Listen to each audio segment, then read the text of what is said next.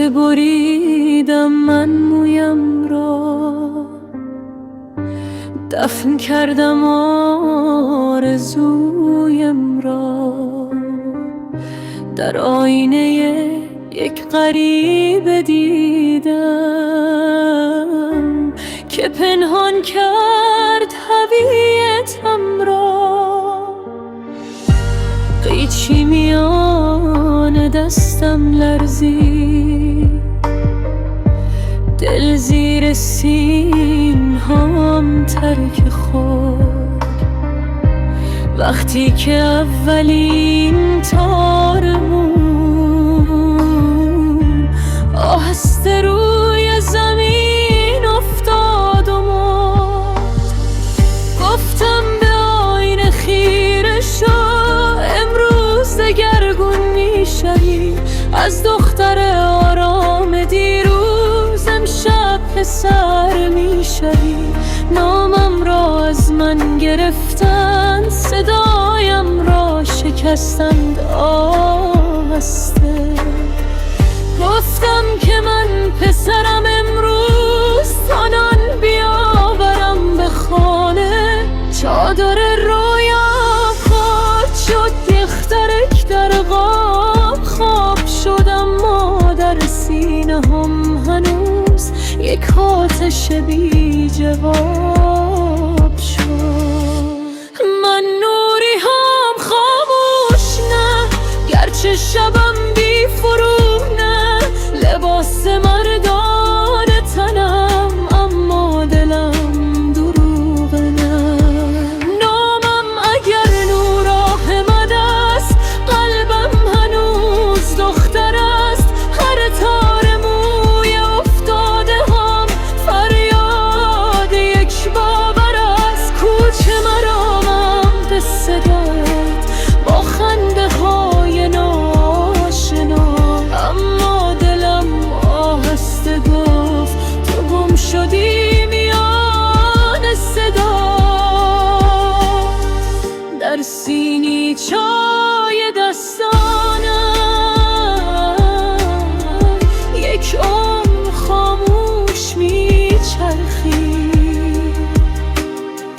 هر استکان خالی شب از چشم من چیزی میچکید. کفش بزرگ مردانه را با پاهای کوچک پوشیدم.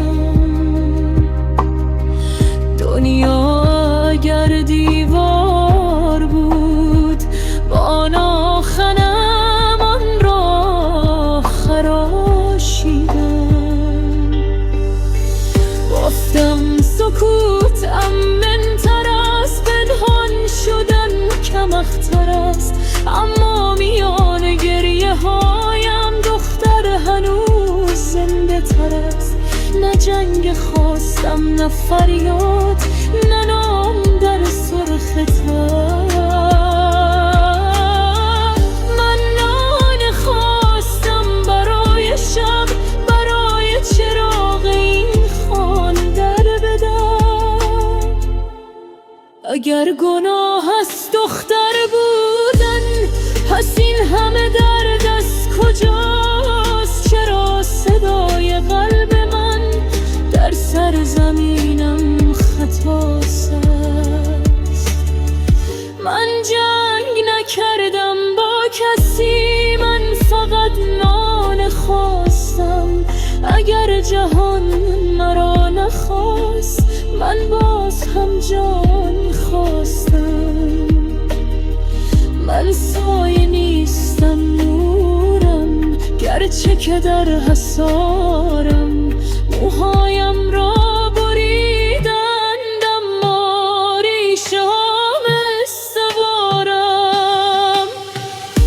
یک روز باد خواهد گفت قصه سالهای صد را. دختری زیر نام پسر حفظ کرد نام درد را.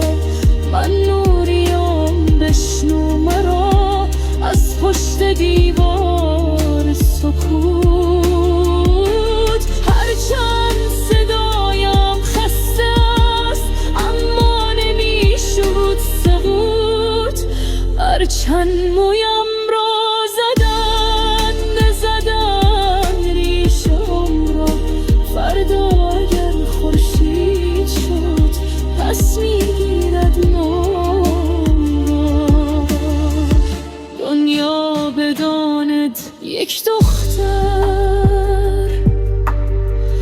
گرچه شکستنی به نظر، اما اگر برخیزد از خاک بوی رزانت کو و کمر.